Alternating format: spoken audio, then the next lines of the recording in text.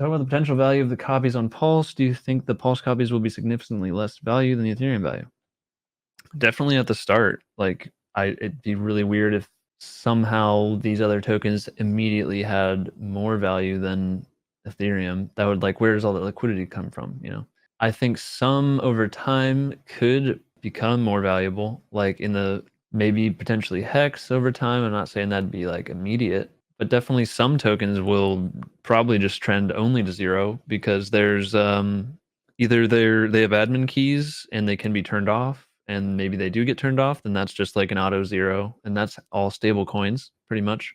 So like stable coins, I don't think they're gonna keep their value. If anything, they'll be relaunched on there by like USDC and stuff. They'll launch a new contract. Like, and there's really not much real DeFi in crypto other than Hex. So a lot of these things are like the dependent on if the teams want to support the other side. But the things that may actually do really well, now that I think about it, are ones that are locked out based on gas prices during the bull run, like Decentraland or whatever that one's called. Like, I don't recommend people go check it out, but like NFT building stuff, like NFTs might be more valuable over there because you have to pay less to get them, stuff like that.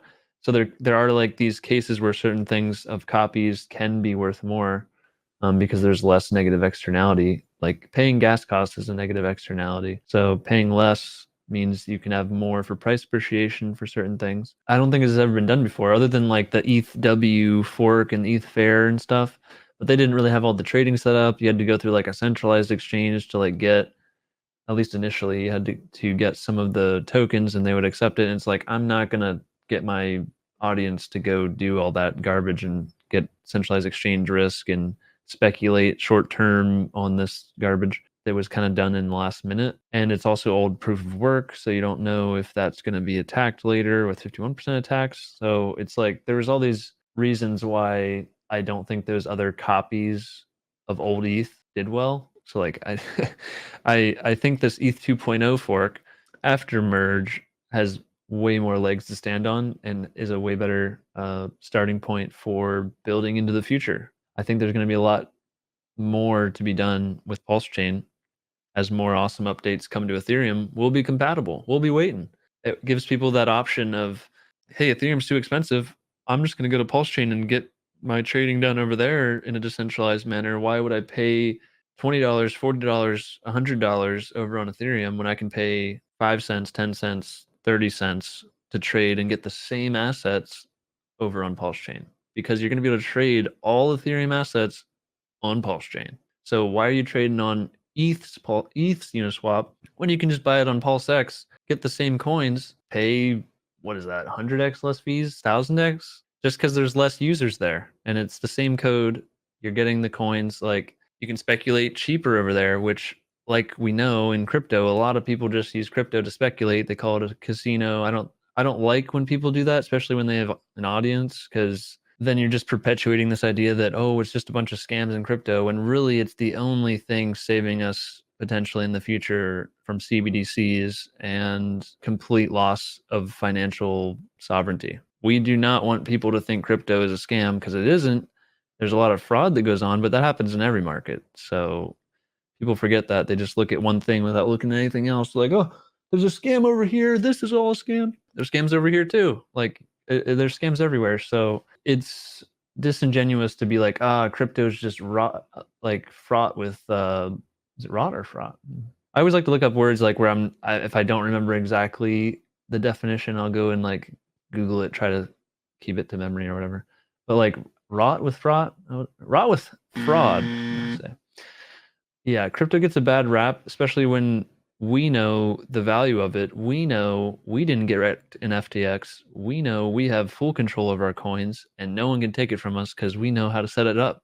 We know how to protect our IP address and we know how to protect our wallet being tied to our identity. Like, all this stuff is important. And I think as the general intelligence of crypto evolves over time, we're just going to have, like, people think, oh, like Kim.com's like, oh, you think people are going to be able to do that? They don't even know that they should have control of their own coins. And it's like, it's not going to get better by you being pessimistic about people learning.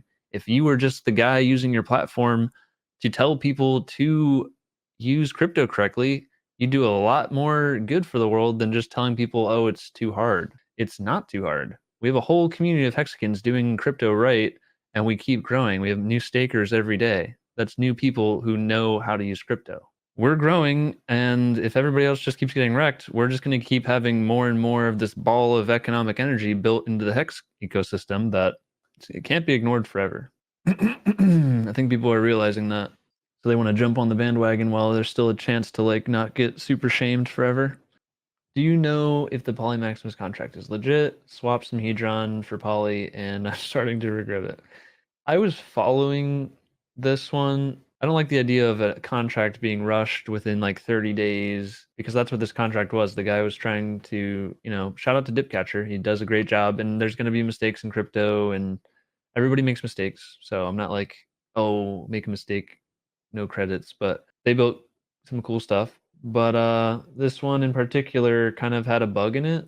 It didn't do what it was supposed to do, and so there was other ways of like making up for it in a roundabout way for the people who participated. But like that's the thing, guys. Crypto is hard. Software is hard. Crypto software is hard. It's the most difficult thing probably to program. It's just more important. Security and being flawless is more important in this than in like financial blockchain software than it is in like, oh, does the point of sale cash register work properly all the time? Well, if it fails every once in a while, who cares? If it's like, oh, life savings involved, it's got to be flawless. So that's why whenever I talk about only Richard stuff, pretty much, it's because most stuff doesn't get it right. That's the risk you run in crypto. And so I try not to get like the mass audiences into that kind of stuff because it is more fringe. And of course, some people, they'll make it their YouTube channel to only talk about the newest, shiniest thing.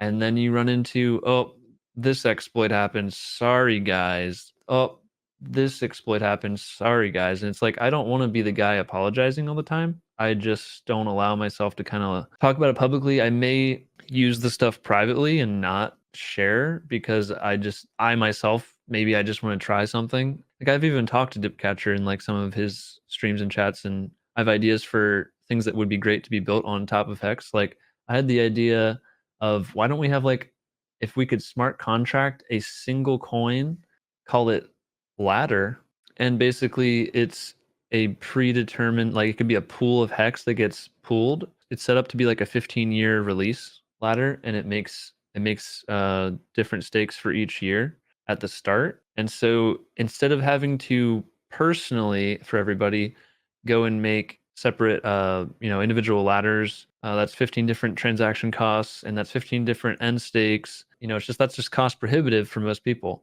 And a lot of people don't even make hex ladders. And so this would encourage the idea of having a 15-year ladder that becomes a perpetual 15-year payout after 15 years without even having to do multiple transactions other than just holding ladder, which represents your stake in those 15 years perpetually.